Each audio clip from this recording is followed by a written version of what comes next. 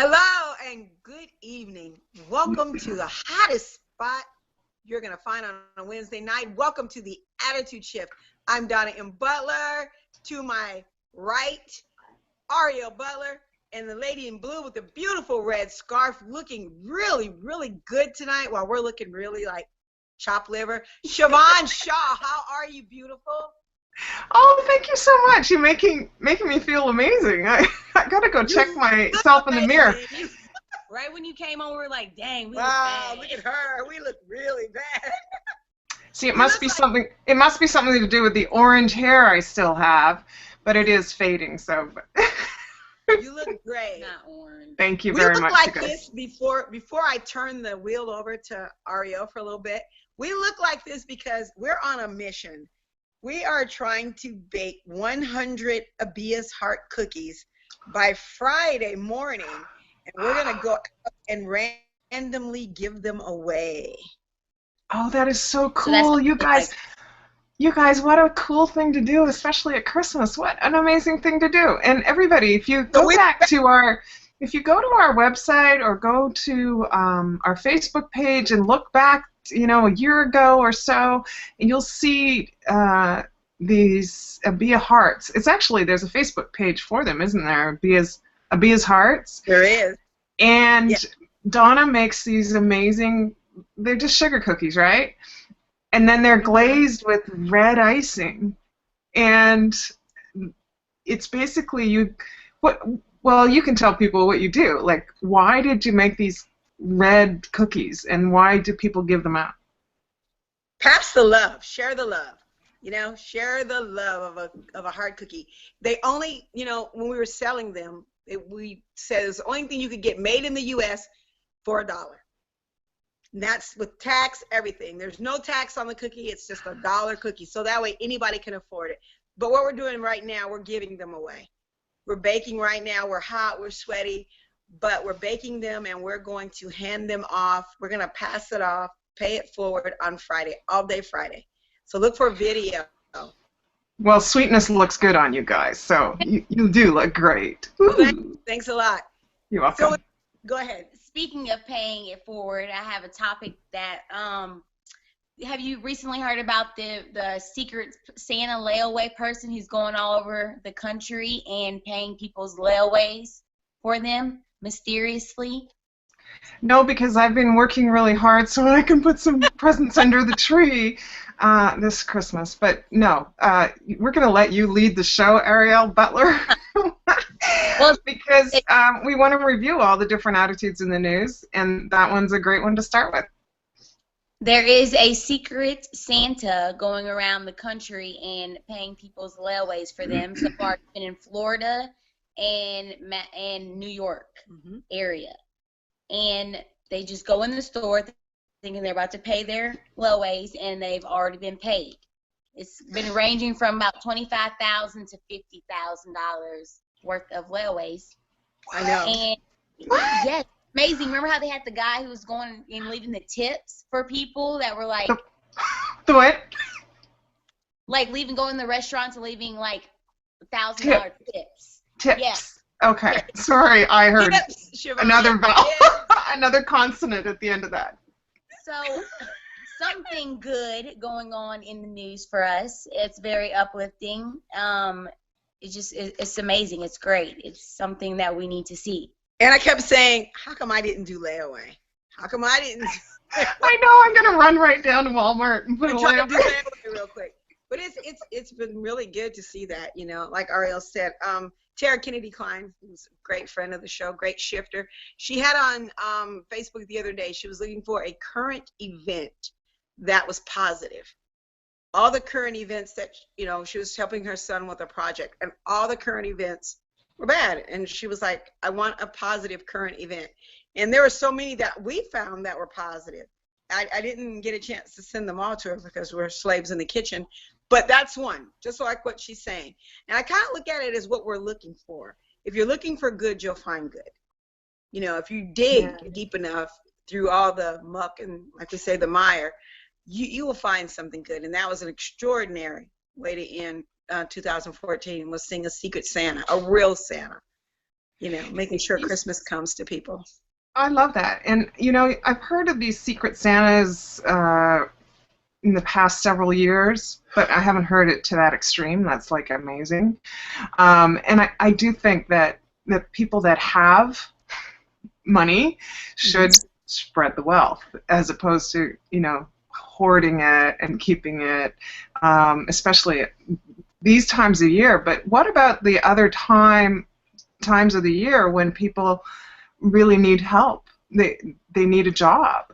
You know, we're not talking about always giving people handouts. It's giving people a hand up, right? So where are those people when they need a hand up in, say, July? Right. I'm a believer of that. I say that all the time. I say, you know, it should be 365 days a year that we're doing things for people, that we're uplifting people. And like you said, not a handout, but a hand up. And, you know, I actually, it's something I've been thinking a lot about because I do this a lot. I promote people's stuff on my Facebook page, whether they ask me to or not. I just did it with my friend's brother-in-law, who I've never met, but he wrote a new book. It's a fiction, like a novel. It's called Devil's Gambit, and it's his first book, and he's self-published it, just like we did with Journey of the Soul Car. And so when I saw it on her page, I just shared it on my page. I don't know the guy, but I am so happy for him that he has taken the action to move forward in his life and do something that he wants to do and something that's in his wheelhouse and in his passion. I don't know anything about him, but I'm excited for him, and I wanted to share that happiness with other people and let him know that there's people in the world that, whether they know him or not, are willing to support him and his ideas and his passions and his dreams. And I would love to challenge everybody to do that, as opposed to giving a gift, money, you know, something of material value. Spend the rest of 2014, and then as you get used to it into 2015, and start promoting people's success, promoting things they're doing. Let people know about people that you hear about, and not just celebrities. Not just celebrities. No. Like I said, complimenting one another. Why don't we try to make at least a compliment a day to someone and see where that takes you? You know, you'll be surprised how many compliments that you say or negative things you say throughout the day rather than a compliment that you say to someone. You know, I think that's that we should definitely try to do this year. A compliment a day keeps the bad attitude away. Oh. I like it. Now, Arielle, okay, we're going to let you take over the show because you've been a great addition to the Attitude Shift the last month or so, and I hope that we're going to see you very involved in 2015 when we come back in January. I hope that you're going to be, you know, right in here with us, right, you know, we have lots of room on our front seat. Yeah. So I'm going to let you start talking about all the attitudes in the news that we're going to review for 2014. What are some of the worst ones that you've seen? Ooh, worst ones. I'm going to do it. Okay, worst ones first. Probably tired of it, but I'm going to do it. We're going to talk about the Eric Garner. We're going to talk about mostly I would like to talk about the cameras that they're supposed to be putting on the police officers to protect us. That's what they're saying. We have seen cameras. We have seen visual of how police officers act towards civilians, and it has not turned out very well. So I don't see the difference in them wearing a camera or someone pulling out their cell phone and videotaping an arrest happening.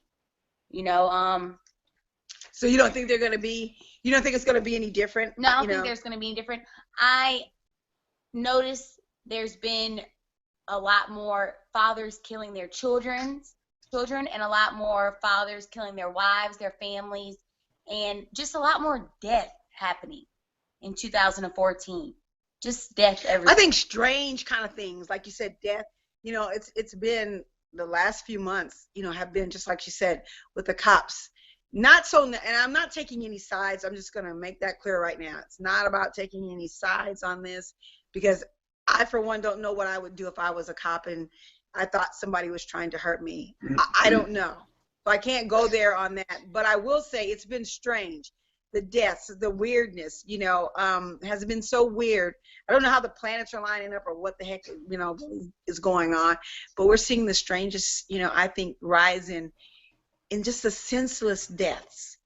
Families killing families, brothers killing brothers, yeah. Sisters killing the sisters. man going in and killing his whole entire ex family. The guy yesterday, he went in.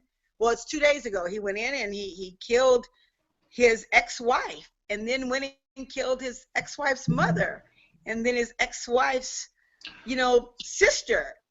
He killed 6 people. Wow, I have missed the news.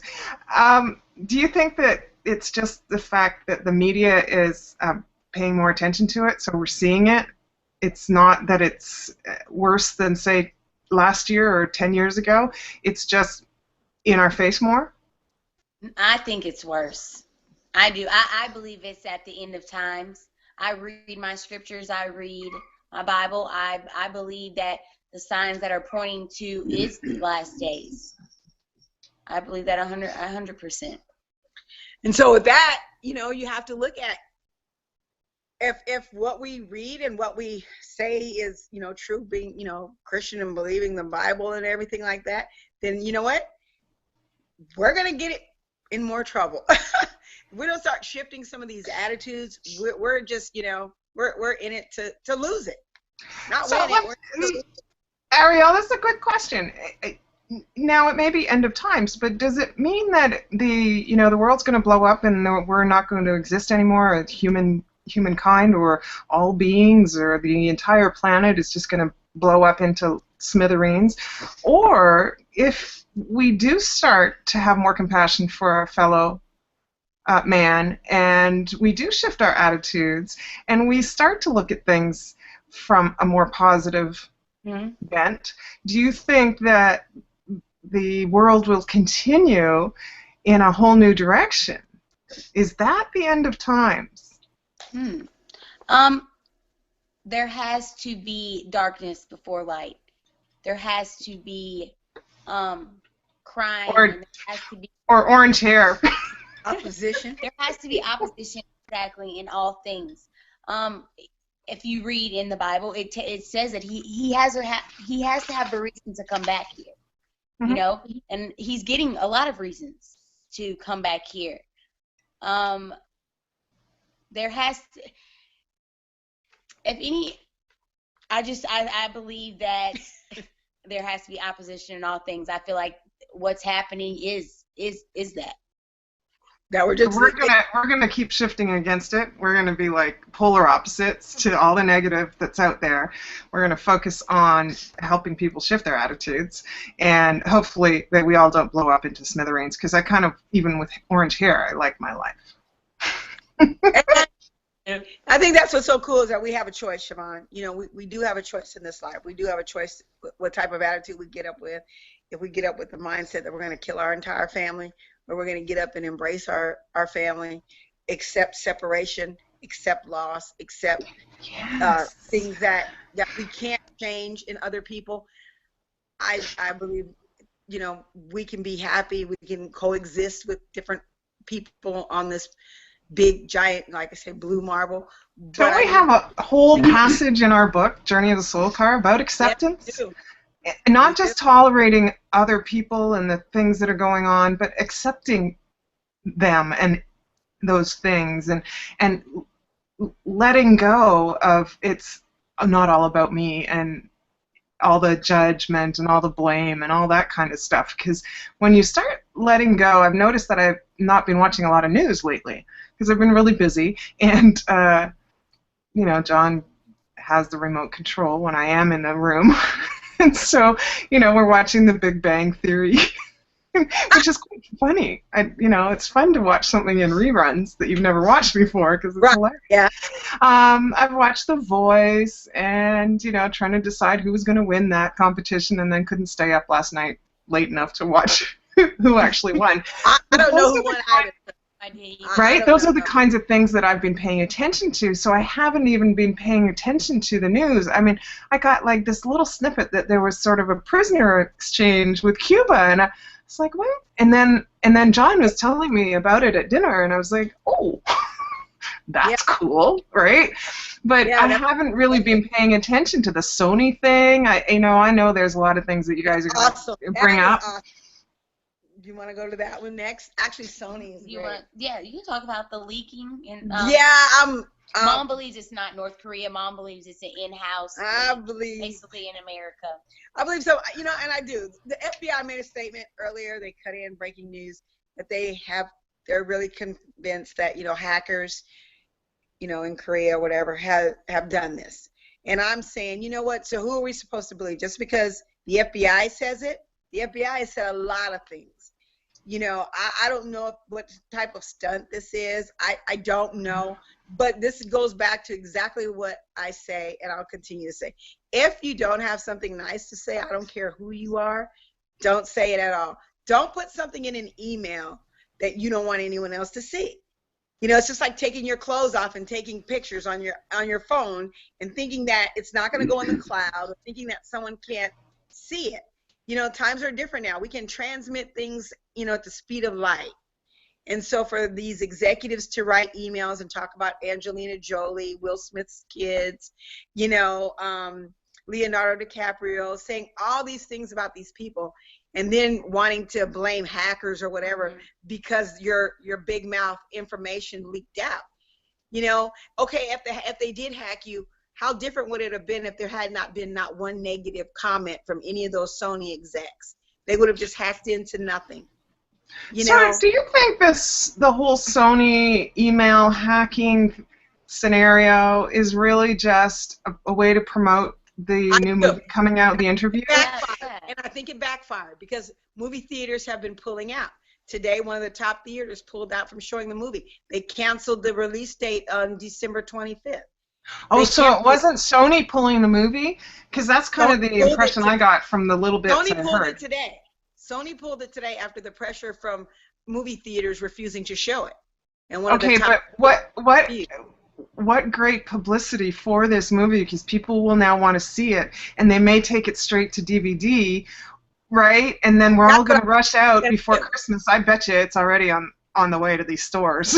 We're going to go out Boxing Day to look for it. Yeah. Right? There are going to be lines long, and everybody's going to rush in to get a movie. That's brilliant marketing, but pretty kind of nasty to play with our minds like that. Yeah. But brilliant marketing if Sony, if it is a whole sort of promo for the movie, The Interview, and the hackers in North Korea and all that. Brilliant. That's right.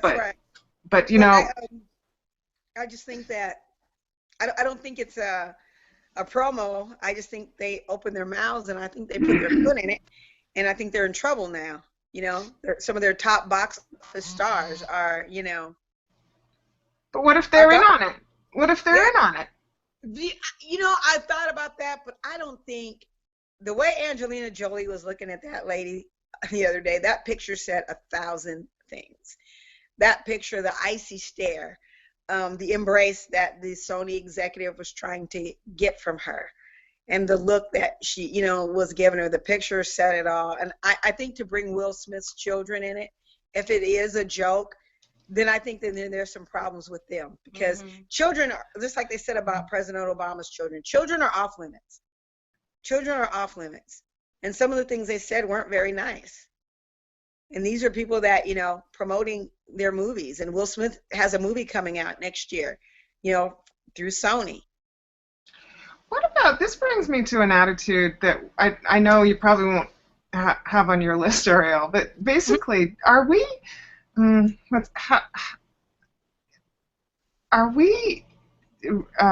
too quick to judge and make assumptions about the news that we hear you know, if you think about Bill Cosby or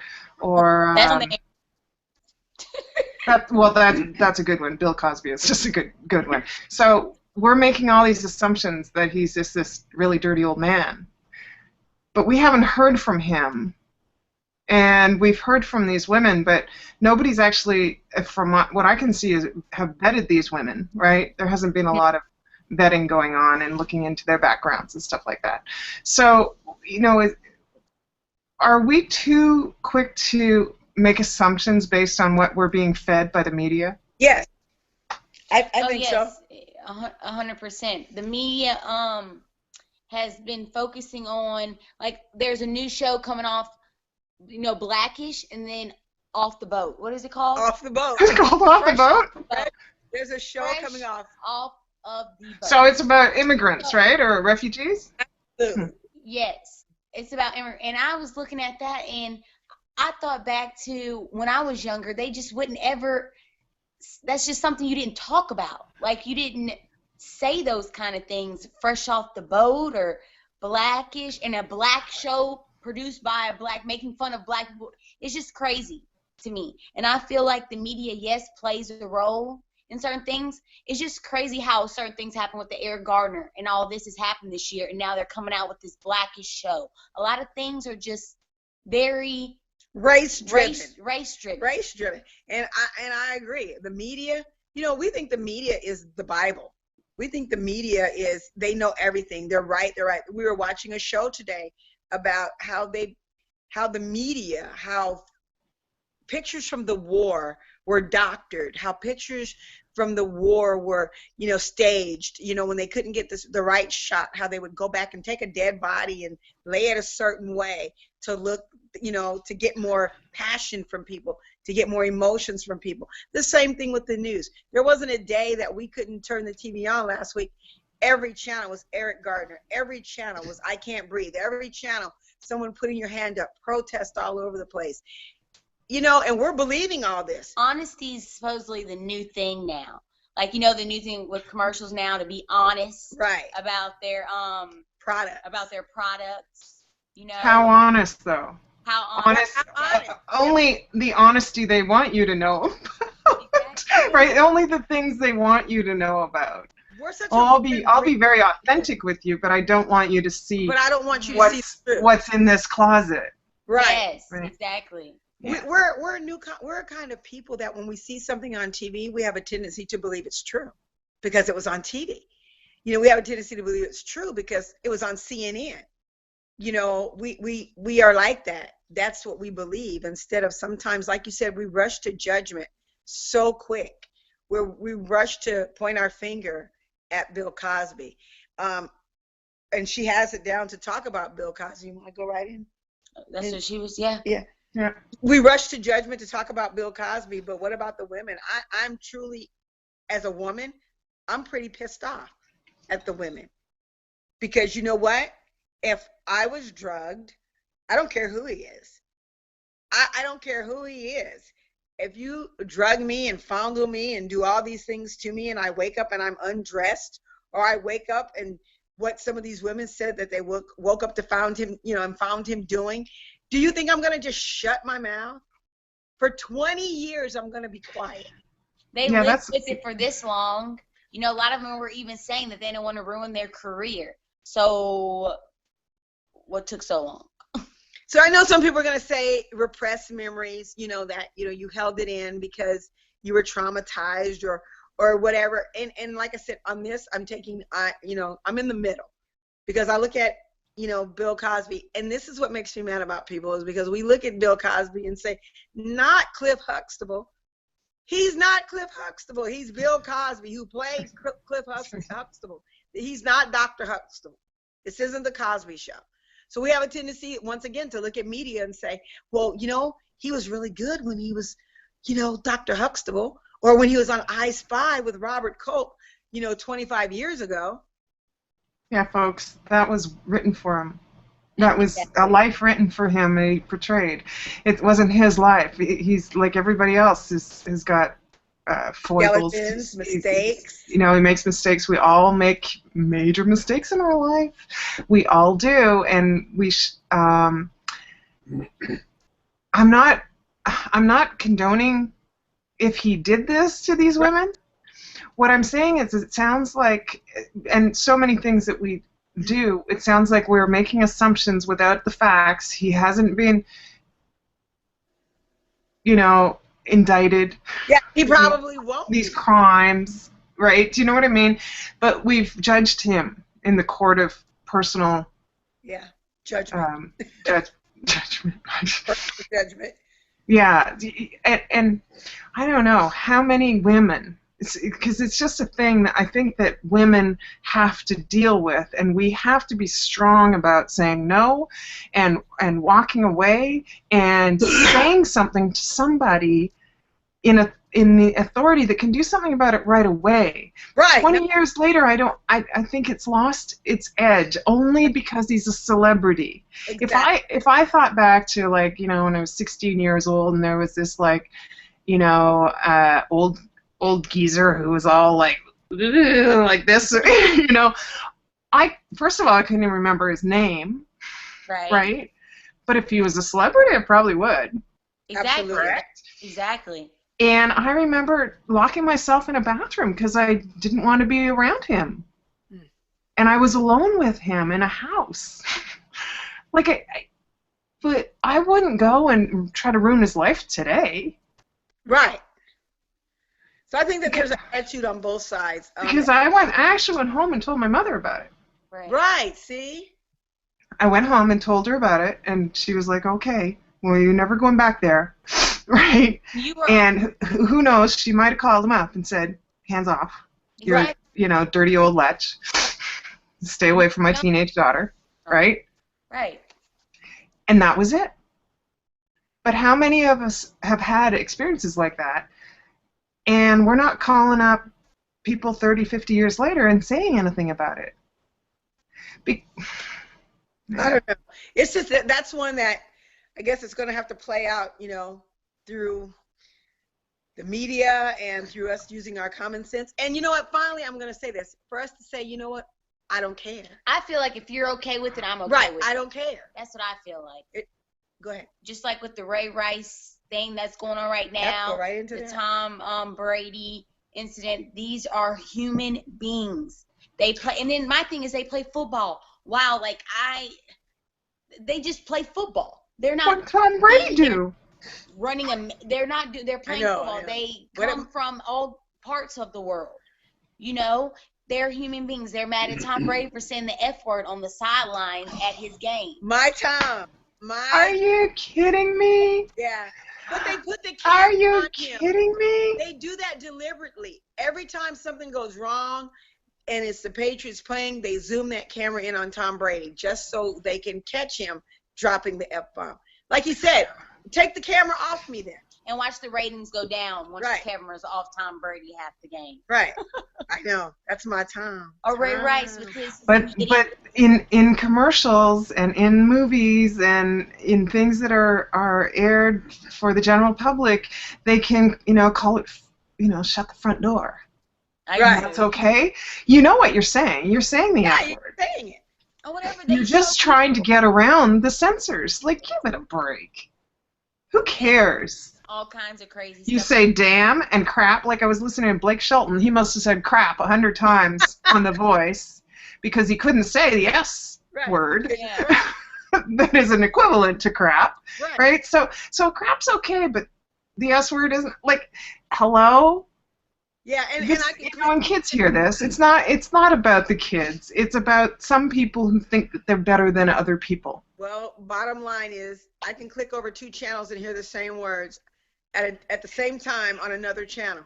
But the thing is just like you said, we're trying to police people in a way that, you know, I think we it's like when her bra came down with, you know, the malfunction, the wardrobe malfunction for Jackson. Janet Jackson at the Super Bowl several years ago. I mean, come on, it's a woman's body. She didn't do it on purpose. She made a mistake, as far as we know. And if she did, well, you know, She got away with it. So, you know, just relax, people. Like I said, I'm okay with it. Me too. And see, that's the attitude. That's the attitude shift.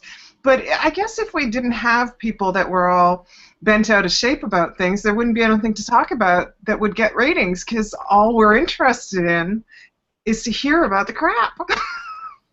You're right. And getting the crap 24 hours a day is the way to go in 2014. What's next, Arielle? What do you have next? I guess I'll get on a little sad subject. I have on my list is Robin Williams' death. That was a shock to everyone. It was very unexpected. I guess that's what threw everyone off the most. It was very unexpected, and how stress and what someone's going through can be hidden so well with someone who's so open in the public, you know, as he was. So that's something that I guess I bet opened a lot for Hollywood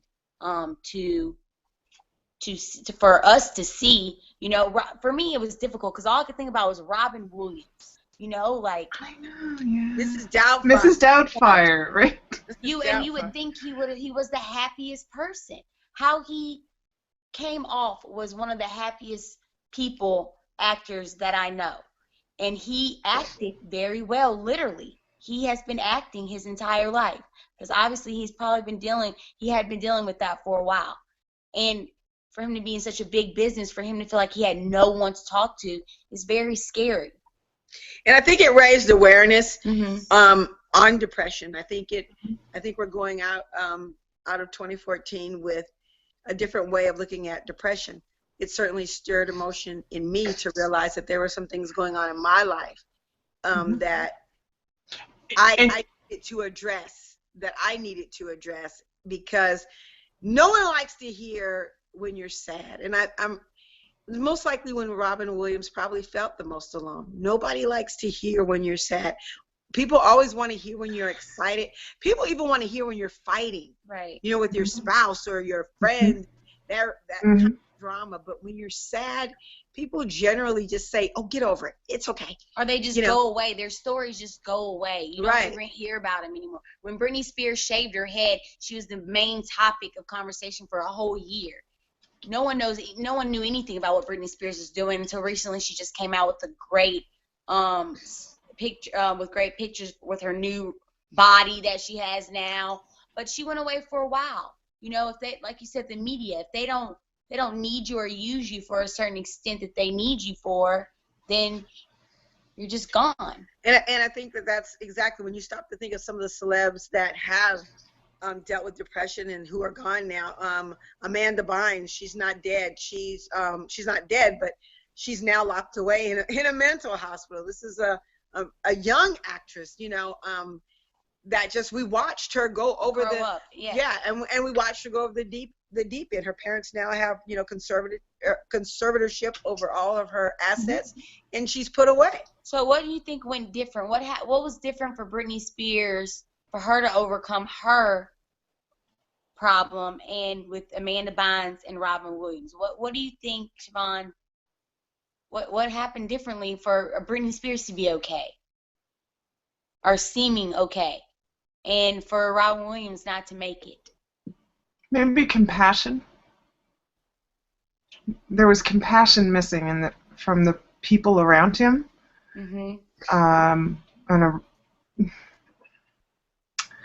You know, everybody's quick to want to intervene, but where is the compassion?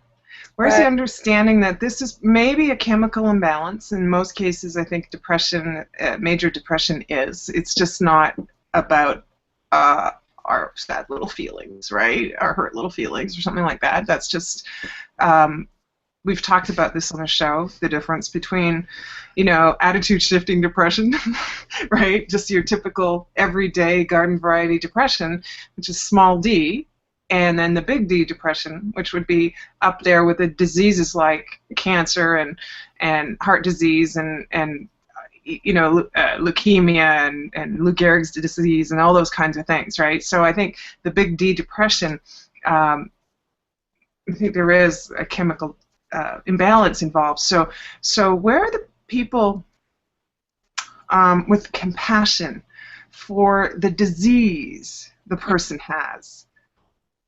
Arielle, when you said with your addiction that you didn't feel significant, right?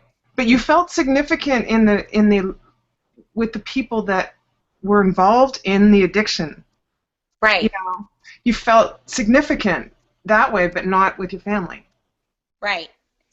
I felt nothing in common, you know, like we what could we talk about? There was really not much talk about. My day, I didn't do anything new throughout the day. There was nothing to conversate and talk about. And I didn't feel like, go ahead. Yeah, no, so you were missing compassion from other people, because I think part of having interesting conversations throughout the day, not just talking about, you know, what you're having for dinner, right. Or you going to the doctor, or you're going to go get a pedicure or something like that, or you're going to work, that you actually have conversations and get into conversations, and then that's when you learn about people. Exactly. Right? And then you start to learn about who they are, their heart, their heartbreak. And you get to really choose if you want to have that person in your life or not. You get to make that choice yourself. Before, for me, was I had to live here, so I have to be around this person. You know, this person's in the car with me, so I'm going to have to eventually be around this person. But once you get to really talk and get to make your own decisions for, hey, I want to hang out with this person or not, because this person uplifts me, this person makes me want to know more and makes me want to know better. You know, I think you hit it right on the head. This is what it's about. It's about knowledge. It's about wanting to know more, and this is why the Taliban are massacring children. Right. Absolutely right. Because they don't want them to be educated, because the less they know, the better it is for them to control them and indoctrinate them with their message. And it's the same with, you know, here in America and in Canada. We're being indoctrinated with information, right? But if we're educated and we're always looking to gain more knowledge, we start to realize that. And then we can pick and choose what we're willing to listen to, and we can turn the TV off when we've had enough of that, you know, that propaganda or this propaganda, right? So, you know, we can make informed decisions because we can go to the internet, we can go to talk to people that we know, we can read newspapers, we can really research things now, right? Right. A lot of people are having problems with that. And so when you talk about the whole race thing, I was watching a documentary, and I challenge people to watch one documentary a week. Honest to God, I'm not a documentary hound. I hate them, right? Like, I'm not one to go seeking knowledge like that, because it's like, you should just fall in my lap. Right? I'd rather have a snooze, right? Something like that. But the thing is John watches a lot of documentaries, so I through osmosis watch a lot of documentaries. But okay, so we get to the race thing, and it's race in America, because there's not a lot of racial tension in Canada, right? So we're very multicultural. We've talked about that before. So I was watching this documentary about these archaeologists. Their last name is Leahy, and they live in Kenya, and they're like 4 generations Kenyan, right? But they're white guys, like white man, white woman, you know, English maybe originally, like that's where they're from, Britain somewhere, and he is there to determine that we all came out of Africa. Like Homo sapiens came out of Africa. We didn't come from anywhere else. We didn't come from Russia. We didn't come from Australia. We all came out of Africa, and that's what they're starting to find, is because they can do all this DNA.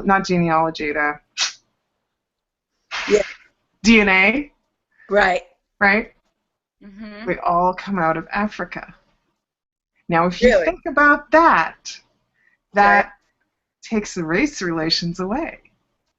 Actually, I think it's probably going to make race relations more attention, because you're going to get people. They'll still be like, well, when we were both in Africa, still in the house. You were still outside in the fields. No. No. Oh, I'm sure. Yeah. I'm sure. Yeah, well.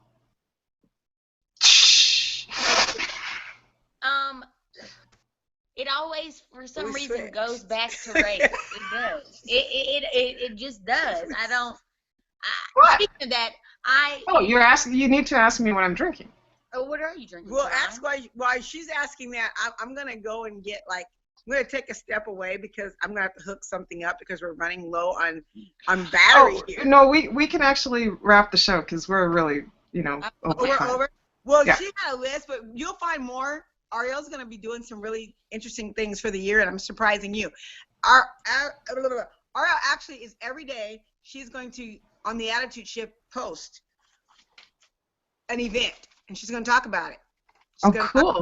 Going to leave an open forum for people to, come back at her and say something to her. So we're going to take this attitude shifting review all the way through the end of the year. Awesome. Thank you, Arielle. Siobhan. Knowledge is power. Okay, so this is something everybody should try. It's really good. It's called Dark Ginger Ale by Schweppes.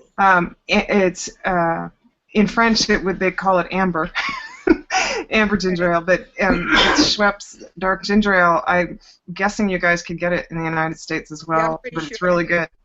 It's just pop, so there's no booze in here, nothing like that, so everybody can drink it, unless you're against drinking things with sugar in them. All right. Well, I mean, we're gonna run out of battery power here. Arielle, you want to say anything real? I hope everyone has a great holiday. Merry Christmas. Remember the real meaning of Christmas and show a little more charity and more love, Christ love. How about you, Siobhan? What do you have, darling? I just want to say thank you for shifting with me, Donna M. Butler, all 2014, and Arielle Butler, what a great addition you are to the Attitude Shift, and I'm looking forward to 2015 and see where we take this show. And to all our fans and friends that follow us live or in archive, have a very, very happy holiday and Merry Christmas, however you celebrate this season. As Arielle put it, just love. Love well. Love. Siobhan, it's awesome. Another year. We're down. We're going to get this done. We're going to get out there next year. It's our year, 2015, our year, baby. The year of the Attitude Shift. I'm kind of looking weird because for some kind of way the camera flipped. I know. But in the meantime, on behalf of Siobhan Shaw, Arielle Butler, Donna Butler, Merry Christmas. There I am. Merry Christmas. Happy New Year. And we look forward to seeing you next year. Next year. Peace out.